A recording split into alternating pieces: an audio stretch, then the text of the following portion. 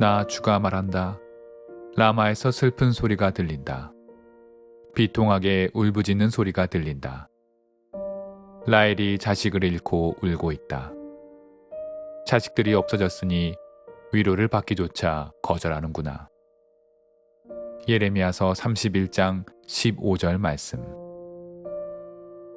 인간이 당하는 괴로움과 슬픔 가운데 위로받을 수 없는 고통, 격려 불가능한 아픔이 있다면 그것은 아마 자식 잃은 어미의 울음일 것입니다. 눈에 넣어도 아프지 않을 자식이라는 말이 있지요. 우리 신체 가운데 가장 연약하고 민감한 기관이 눈입니다. 아주 작은 티끌만이라도 눈에 들어가면 온몸은 통증을 느끼고 갖은 수를 써서라도 눈에 들어간 그 작은 먼지를 빼내려고 합니다. 그럼에도 내 자식이라면 눈에 들어간들 아프지 않겠다는 말입니다. 과장법이지만 우리는 그 의미를 따로 설명하지 않아도 이해할 수 있습니다. 무엇과도 바꿀 수 없는 내 자식을 어떤 이유로든 나보다 앞서 보내고 나면 그 절망과 허물을 감당해낼 부모는 거의 없습니다. 어떻게든 살아는 가겠지요. 그러나 자식을 잃은 후의 날은 그 전과 같을 수 없습니다. 자식이 묻힌 곳이 어미의 가슴 속이기 때문입니다. 너무나 슬프기에 위로를 거절합니다. 현명한 이웃이라면 이 슬픔에 섣부른 격려보다는 그저 곁에 있길 선택해야 합니다.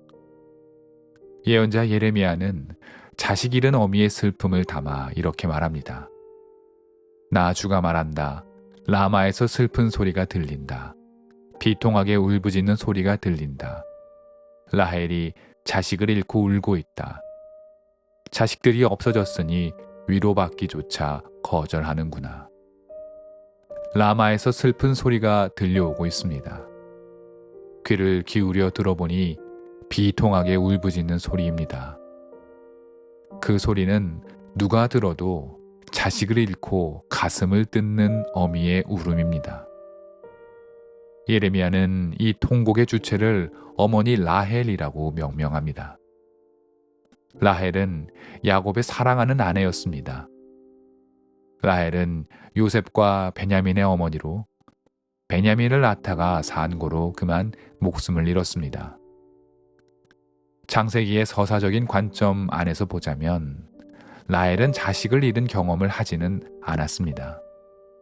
훗날 요셉이 그의 형들에 의해 이집트에 팔려가게 되었을 때 아버지 야곱은 요셉이 죽은 줄로만 알고 몹시 괴로워합니다.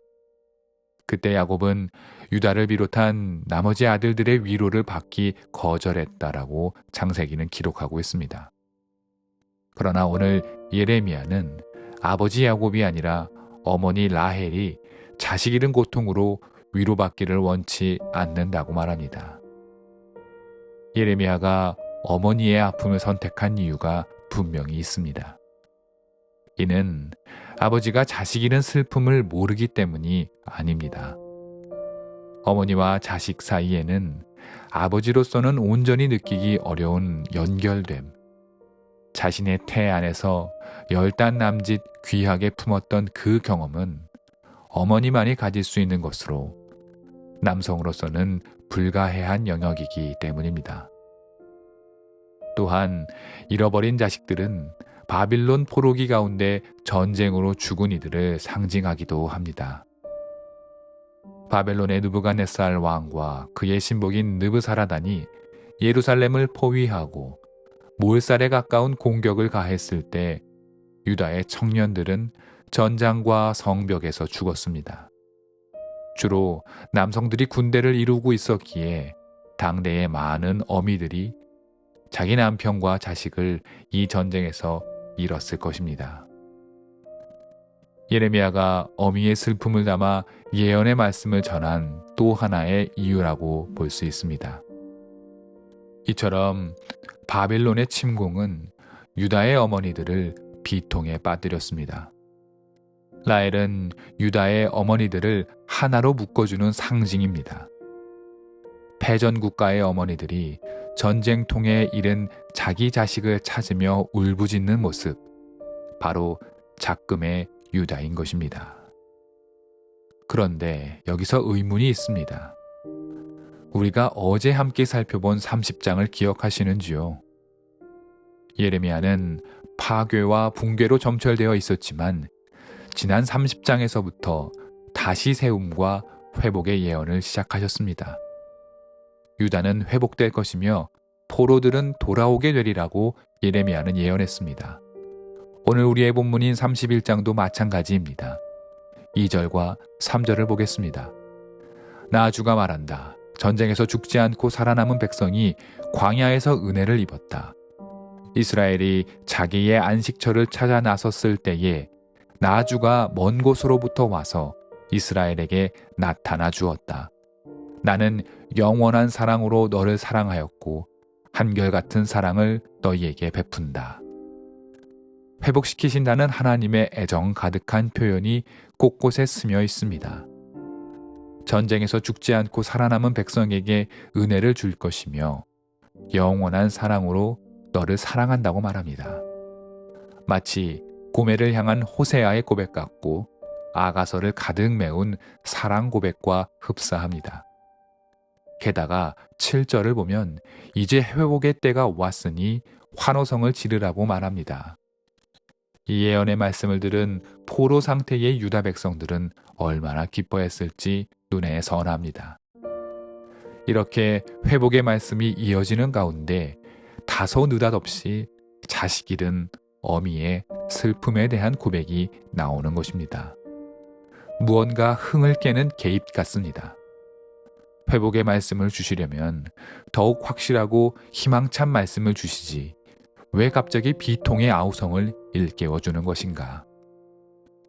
회복과 위로가 지난 과거의 슬픔을 소거하는 것이 아님을 말씀을 통해 우리에게 일러주고 계시기 때문입니다. 하나님께서 은총을 부어주셔서 위로하시고 소생시켜 주심이 과거의 상처와 아픔을 삭제시키고 없었던 일로 만들지 않습니다. 고통의 상처는 시간이 지나면 낫겠지만 그것은 곧 상흔이 되어 우리에게 남아 있습니다. 어쩌면 그 상흔은 우리에게 영원히 남아 지워지지 않을 수도 있습니다. 주님께서 새롭게 열어주시는 희망의 문을 우리가 통과할 때에 우리는 그 상흔을 갖고 함께 회복의 문을 통과합니다. 아픔과 고통의 기억을 안고서 하나님이 주시는 새로운 세계로 가는 것입니다. 우리는 하나님의 치유와 회복의 은총을 마치 과거의 아픔과 고통을 말끔하게 제거하는 일로 생각하는 경향이 있습니다. 하나님이 새 힘을 주셨는데 왜 아직도 지나간 아픔에 힘들어하냐고 다그칠 때도 있습니다. 옳지 않습니다. 하나님 주시는 새 힘으로 우리는 감사하게 살아가지만 동시에 지난 아픔의 기억을 여전히 지니고 있는 존재입니다. 이 아픔을 무시하거나 없는 셈 쳐서는 안 됩니다. 우리 시대의 영성가이자 문필가였던 헨리 나우웨는 이를 가리켜 상처 입은 치유자라는 말을 사용했습니다. 주님의 은총으로 위로를 얻고 그 위로를 건네는 사람이 되었다는 것이 내 안의 상처가 완전히 제거되었다는 것을 의미하지 않는다고 나우웨는 말합니다.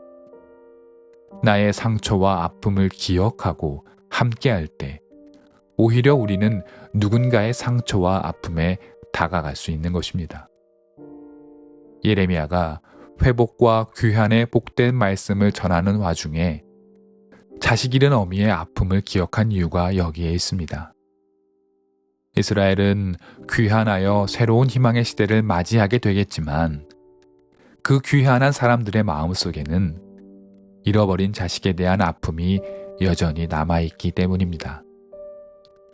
귀환 이스라엘 공동체는 천진난만한 공동체가 아니었습니다. 슬픔과 아픔을 간직한 채 돌아온 이들이었습니다. 그러나 슬픔과 아픔을 가졌기에 이들은 서로의 슬픔과 아픔을 보듬고 돌볼 수 있었습니다. 귀환을 허락한 하나님은 서로가 서로에게 상처 입은 치유자가 되어 회복의 이스라엘을 굳건히 세워나가길 바라셨습니다. 예레미야는 16절에서 자식 잃어 슬피 우는 어머니들에게 눈물을 거두고 울음을 그치라고 말합니다. 내 아들, 딸들이 적국에서 돌아오기 때문이라고 말씀하십니다. 죽은 자식들이 살아 돌아온다는 뜻일까요? 그럴 수는 없습니다. 그렇다면 적국에서 돌아오는 아들, 딸들은 누구를 가리키는 말일까요?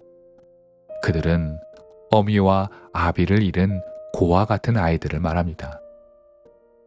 자식을 잃은 어머니들이 그 어머니를 여윈 다른 아이들을 품어 안을 때 하나님이 세우시는 회복의 공동체가 세워질 수 있습니다. 고통 중에 계신 분이 있으신지요? 하나님께서 새 힘과 은혜를 부어주셔서 회복시켜 주시길 기도합니다. 그러나 갖고 계신 그 고통의 기억이 완전히 사라지지는 않을 것입니다. 이는 힘들지만 괴로워만 할 이유는 아닙니다. 회복을 했지만 고통스러운 기억이 여전히 그 자리에 있기에 같은 고통을 가진 내 이웃을 위로할 수 있는 힘이 됩니다. 상처 입은 치유자로 사시는 오늘이 되기를 기도드립니다.